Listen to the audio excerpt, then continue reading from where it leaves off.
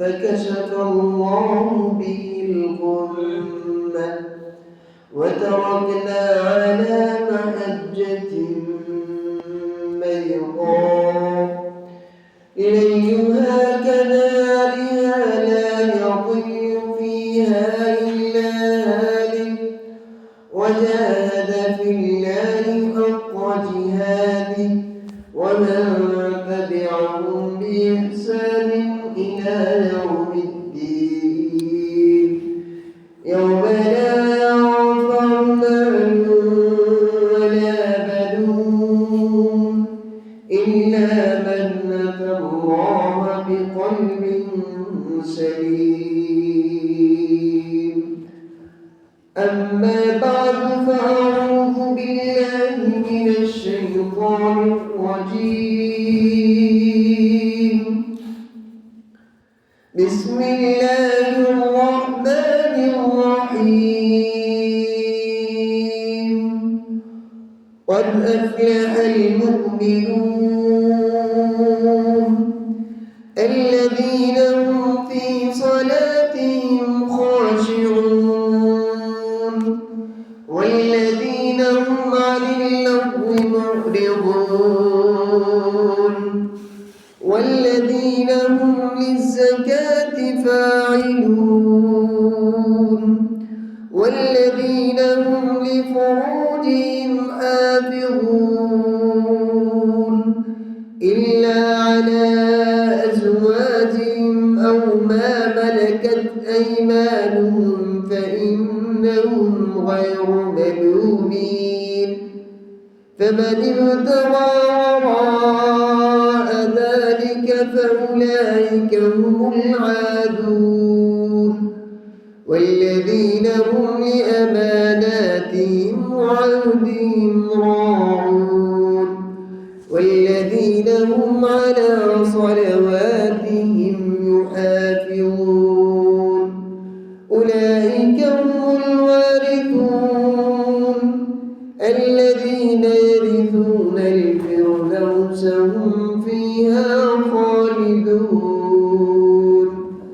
وقال النبي صلى الله عليه وسلم الإيمان 70 شعبة فأفضلها قول لا إله إلا الله وأدناها إماتة الأذى عن الطريق والحياء شعبة من الإيمان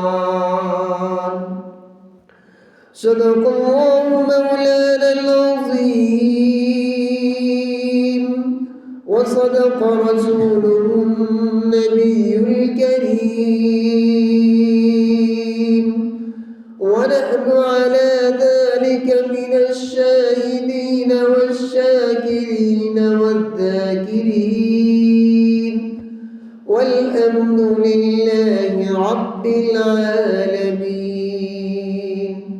صلى الله على سيدنا ومولانا محمد وعلى آله وأصحابه وبارك وسلم صلى الله على سيدنا ومولانا محمد وعلى آله وأصحابه وبارك وسلم بعد توحيد خدا وندے درود مصطفیٰ نعت آلِ پاک پیغمبر رسول مجتبى بلغ العلا بكماله كشف الدجى بجماله حسنت جميع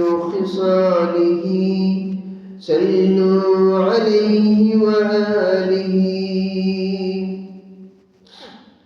الحمد لله আল্লাহ পাক রব্বুল আলামিনের অশেষ মেহেরবান অপরন্ত রহমত এবং বরকত যে আল্লাহ পাক রব্বুল আলামিন আমাদেরকে সৃষ্টি করেছেন আল্লাহ তাআলার দাসত্ব করার জন্য, আল্লাহ তাআলার গোলামি করার জন্য, আল্লাহ তাআলার মসজিদে পবিত্র জুমাবার দিন, শুক্রবার দিন আল্লাহর ঘর মসজিদে আসার জন্য তৌফিক দান করেছেন। এই জন্য শুকরিয়া জ্ঞাপন করি আলহামদুলিল্লাহ। বিশ্ব মানবতার দূত, মুক্তির দূত, অন্ধকার থেকে আলোর দিশারি, আকায়ে নামদার, তাজদার মদিনা, সরকার দু আলম নবী মুহাম্মদুর রাসূলুল্লাহ সাল্লাল্লাহু আলাইহি ওয়াসাল্লামের প্রতি অসংখ্য দরুদ এবং সালাম। আমি আপনাদের সম্মুখে মহাগ্রন্থ আল কোরআন থেকে তেলাওয়াত করেছি সূরা মুমিন, যা 18 নম্বর পারার শুরুতে আল্লাহ পাক রব্বুল আলামিন এই সূরাখানা দিয়েছেন। এখানের মধ্যে দিয়েছেন বিষয় নির্ধারণ করেছে এবং আল্লাহ নবী একখানা হাদিস পাঠ করেছি। বিষয় হলো মুমিনদের গুণাবলী সম্পর্কে। আল্লাহ তাআলা বিভিন্ন সূরার মধ্যে, বিভিন্ন আয়াতের মধ্যে, কোরআন শরীফের মধ্যে বিভিন্ন জায়গার মধ্যে মুমিনের গুণ বর্ণনা করেছেন। আবার সূরা আনফালের মধ্যে মুমিনের গুণ বর্ণনা করেছেন। এইভাবে আরো বিভিন্ন জায়গায় মুমিনের গুণ সম্পর্কে আলোচনা করেছেন, মুমিনের গুণ বর্ণনা করেছেন। তো আমি আপনাদের সম্মুখে সূরা মুমিনুনের 11টা আয়াত তেলাওয়াত করেছি মুমিনদের গুণ সম্পর্কে। আপনি আমার এই গুণগুলো আছে কিনা আজকে আমরা জানবো। যদি আমাদের এই গুণগুলো না থাকে তাহলে আমরা এই গুণগুলা কিভাবে আদায় করতে পারি এই দিকে আমরা লক্ষ্য করব, চেষ্টা করব। আপনি আমার যদি এই গুণ না থাকে তাহলে নিশ্চিত জানবেন যে আপনার আমার আমলের মধ্যে ঘাটতি আছে, আমি এই মুমিনের ক্যাটাগরির মধ্যে নাই, আমি এই মুমিনের ক্যাটাগরির মধ্যে আসতে হবে। সর্বপ্রথমে আমি কোরআনের আয়াতগুলা তেলাওয়াত করব এবং তরজমা করব। এরপর যদি সময় হয় তাহলে ব্যাখ্যা, পরে তাফসীর। আল্লাহ পাক রব্বুল আলামিন সর্বপ্রথমে মুমিনদের গুণাবলী সম্পর্কে বর্ণনা করতে গিয়ে মুমিনরা যে সফলকাম হয়েছে এই কথা আল্লাহ আয়াত মুমিনের এইগুলোর মধ্যে বর্ণনা করেছেন। আল্লাহ বলেন, قد أفلح المؤمنون الذين هم في صلاتهم خاشعون। আল্লাহ পাক রব্বুল আলামিন قد أفلح المؤمنون বলেছেন, মুমিনদের কথা বর্ণনা করেছেন। قد أفلح المؤمنون, মুমিনরা সফলকাম হয়েছে। অবশ্যই মুমিনরা কি হয়েছে? সফলকাম হয়েছে। قد أفلح المؤمنون, মুমিনরা কি হয়েছে? সফলকাম হয়েছে। আল্লাহ কোরআনের এই মুমিনদের গুণ বর্ণনা করার আগে আল্লাহ এখানের মধ্যে মুমিনরা সফলকাম হয়েছে এই কথা আল্লাহ উল্লেখ করেছে। قد أفلح المؤمنون الذين هم في صلاتهم خاشعون, যাদের নামাজকে খুশুর সহিত একনিষ্ঠভাবে বিনয়ের সাথে আদায় করে এদেরকে আল্লাহ মুমিনের ক্যাটাগরির মধ্যে দিয়েছে। উক্ত আয়াত তেলাওয়াত করেছি আমি 11টা আয়াত। এখানের মধ্যে মুমিনের গুণ বর্ণনা করেছেন 7টা। কয়টা গুণ বর্ণনা করেছেন? 7টা গুণ বর্ণনা করেছেন। প্রথমে বলেছেন قد أفلح المؤمنون الذين هم في صلاتهم خاشعون, যাদের নামাজকে খুশুর সহিত বিনয়ের সহিত আদায় করে তাদের কথা আল্লাহ এখানের মধ্যে বর্ণনা করেছেন। আমি নামাজ পড়ি, নামাজ পড়ার মধ্যে কতটুকু আমার একনিষ্ঠতা রয়েছে, একাগ্রতা রয়েছে, একাগ্র চিত্তে আমি কতটুকু নামাজ পড়ি আজ আমি জানবো। আমি যখন নামাজ পড়ব তখন আমার নামাজ হতে হবে খুশুর সহিত, একনিষ্ঠ নামাজ হতে হবে। যখন আমার নামাজ খুশুর সহিত হবে, বিনয়ের সহিত, নম্রতার সহিত আমার নামাজ হবে, তখন আমি এই মুমিনের গুণের মধ্যে আমি হব। الذين هم في صلاتهم خاشعون, 1 নম্বর গুণ। والذين هم عن اللغو معرضون, 2 নম্বর গুণ হলো মুমিনের والذين هم عن اللغو معرضون, তাদের জবানকে হেফাজত করে, ওয়াল্লাযীনা হুম আনিল লাগবি মুরিদুন, তাদের জবানকে হেফাজত করে। যারা মুমিন তারা অযথা কথাবার্তা বলে না, তারা অনর্থক কথাবার্তা বলে না, তারা ফাহেসা কথাবার্তা বলে না, তাদের জবানকে তারা কি করে হেফাজত করে রাখে। আপনি আমার আজকে আমি জানবো, আপনি আমার যদি মুমিনের গুণ হতে হয়, তাহলে মুমিনের গুণ হতে হলে 1 নম্বর হলো কি নামাজ পড়তে হবে খুশি করে সহিত। 2 নম্বর গুণ হলো কি আমি কথাবার্তা বলবো, ফাহেসা কথাবার্তা বলবো না, অযথা কথাবার্তা বলবো না। মুমিনের একটা গুণ, 2 নম্বর গুণের মধ্যে মুমিনের একটা গুণ আছে, মুমিন ব্যক্তি অযথা কথাবার্তা বলে না, লাফজিলি কথাবার্তা বলে না। আজ এই রেজের কথা যেটা আপনারা হন এটা কয় না, তাদের গুণ এই 2 নম্বর গুণ, অযথা কথাবার্তা, ফাহেসা কথাবার্তা, গালাগালি, চুগলখড়ি, মিথ্যা, পরনিন্দা, যে সমস্ত ফাহেসা কাজ রয়েছে এইগুলা থেকে বেঁচে থাকে। মুমিনের গুণের 2 নম্বর গুণ হবে ওয়াল্লাযীনা হুম আনিল লাগবি মুরিদুন ওয়াল্লাযীনা হুম লিয-যাকাতি ফাইলুন। মুমিনের 3 নম্বর গুণ হলো যাদের অর্থ সম্পদ হয়েছে তারা পুঙ্খানুপুঙ্খভাবে হিসাব করে যাকাত দেয়। যারা মুমিন, প্রকৃত মুমিন, মুমিনের 3 নম্বর গুণ বর্ণনা করতে গিয়ে বলেন যারা প্রকৃত মুমিন তাদের সম্পত্তিকে পুঙ্খানুপুঙ্খভাবে হাওলান হাউল 1 বছর অতিবাহিত হওয়ার পর তার সম্পত্তিকে হিসাব করে 40 ভাগের 1 ভাগ দিয়ে আল্লাহর রাস্তায় কি করে দিয়ে দেয়, মালের সম্পদের যাকাত দেয়। 3 নম্বর গুণ মুমিনের। ওয়াল্লাযীনা হুম লিয-যাকাতি ফাইলুন ওয়াল্লাযীনা হুম লিফুরুজিহিম হাফিজুন। মুমিনের 4 নম্বর গুণ হলো তাদের লজ্জাস্থানকে, তাদের যৌনাঙ্গকে হেফাজত করে রাখে।